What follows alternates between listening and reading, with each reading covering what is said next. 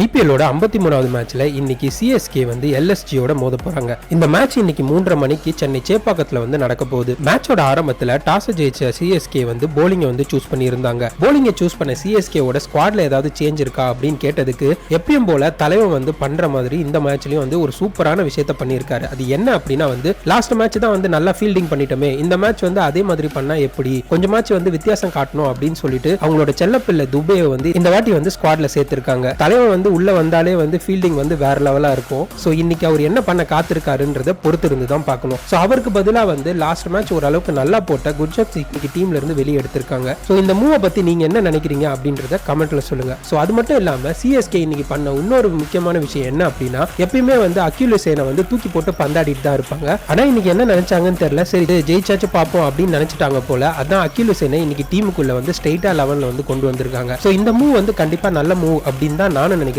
நீங்களும் அதுதான் நினைக்கிறீங்களான்னு கமெண்ட்ல சொல்லுங்க. பிளே ஆஃப்க்கு சான்சஸே இல்ல அப்படின்னு சொல்லியிருந்த நிலைமையில வந்து லாஸ்ட் சில வாரங்களா நடந்த மாற்றத்தினால வந்து இப்ப சென்னை சூப்பர் கிங்க்கு ஒரு நல்ல வாய்ப்பு இருக்கு அப்படின்னு தான் சொல்லணும். இது வரைக்கும் 10 மேட்ச் ஆடின இவங்க 10 புள்ளியை வந்து எடுத்திருக்காங்க. ஆனா இதுல ஒரு சாதகமான விஷயம் என்ன அப்படின்னா வந்து இவங்க கூட ஆடுற மத்த டீமுமே வந்து நிறைய சொதப்பி வச்சிருக்காங்க. 12 பாயிண்ட்லயே வந்து கிட்டத்தட்ட 2 டீமும் 13 பாயிண்ட்ல ஒரு டீமும் இருக்காங்க. இவங்க எல்லாருமே வந்து 10-11 மேட்ச் ஆடி இருக்காங்க. சோ அடுத்து இருக்க 4 மேட்சுமே வந்து சிஎஸ்கே ஜெயிச்சா 18 புள்ளியோட பிளே ஆஃப்க்கு போறதுக்கு அதிக சான்சஸ் இருக்குன்னு தான் சொல்லணும். சோ இன்னைக்கு மேட்ச் இல்லாம இன்னும் 3 மேட்ச் வந்து சிஎஸ்கேக்கு இருக்கு. ஒன்னு எல்எஸ்ஜி கூட இருக்கு, ஒன்னு எஸ்ஆர்எச் கூட, அண்ட் கடைசியான மேட்ச் வந்து ஜிடி கூட வந்து இருக்கு. சோ இந்த 3 மேட்ச்மே ஜெயிச்சா சிஎஸ்கே உள்ள போறதுக்கு நிறைய வாய்ப்பு இருக்குன்னு தான் சொல்லணும். ஏன்னா இவங்க கூட கண்டென்ஷன்ல இருக்க மத்த 2 டீம் கூடயுமே வந்து இவங்க அடுத்தடுத்த மேட்சஸ்ல வந்து மோத போறாங்க. சோ இது அவங்களுக்கு ஒரு அட்வான்டேஜ்னு வந்து கண்டிப்பா சொல்லணும். நீங்க என்ன நினைக்கிறீங்க இந்த வருஷம் சிஎஸ்கே செஞ்ச மூவ்ஸை பத்தின உங்களோட ஒரு கருத்து என்னன்றத கமெண்ட்ல சொல்லுங்க. சோ அது மட்டும் இல்லாம சிஎஸ்கே இந்த வாட்டி வந்து பிளே ஆஃப் போய் கப்பு ஜெயிக்க ஏதாவது வாய்ப்பு இருக்கானுன்றதையும் சொல்லுங்க. இந்த வீடியோ உங்களுக்கு பிடிச்சிருந்தா லைக் பண்ணிட்டு மறக்காம நம்ம சேனலை சப்ஸ்கிரைப் பண்ணிக்கோங்க.